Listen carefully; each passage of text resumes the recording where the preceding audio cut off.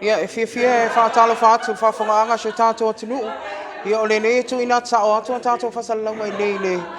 potu fono o le Taumeasina i nei i motaa. E pei on silfia, ia o le awhiawhi nei whaisina tāu al wha moe moe. Ia o le a whaatinoina, ia o le Faamavaega aloa ia, ma le awhionga le Amapasa, ia o le mālo o Iapani, ia i nei Samoa. Ia le awhionga i His Excellency Mr. Kenichi Terasawa, ia lea ua whaaiuina fo ilana tautua e avea ai ma Amapasa ia o Iapani Samoa nei. Ia mo le silfia, ia o lana whionga ia Kenichi, ia na amataina lana tautua ia o se Amapasa i Samoa nei i le masina o November o le tausanga i lua fesfuluiva.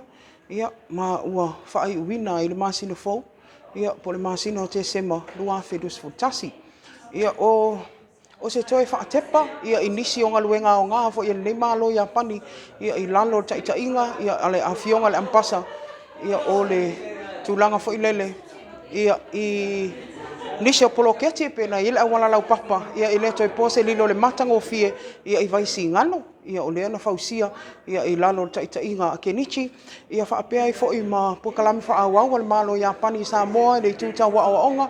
pe ona iai ia sosoani i whale a onga, ia whaapea ele ngata ia onga tūlanga mua, ia au kolisi fo i tono Samoa, ia ele ngata i polu o savai, no maapolima. Ia ele ngata i lea, ia o whala popotonga tuma oti, ia ua au fo ia ile au maafola o le malo Iapani, i lalo lava o fautuanga, ia le whionga le Amapasa, ia ele ngata i le toomanga, ia o le caution, ia whaapea i fo ia le kalapo alo vaa, o mwhaiano fisosoani ele malo Iapani. Ele ngata i lea, ia o scholarship, e pei o na ofo ina atu mo tangata whaingaluenga, ia a Samoa i totonu o mtangaluenga le malo, pe ona iai nisi o whaiwina mai, ma whailonga le PhD, i lalo le pokalame o whaingoina le MEX, ia scholarship, ia le pei o na fisosoani ai foi, ia le nei foi Amapasa, ia anga lofa. Ia Samoa ai malau whafunga anga sina tala pupu na ia la tātou function, i le nei foi afiaf, ia lea ua whaapeo na awai umamai, le ngata lea i tawhatolu,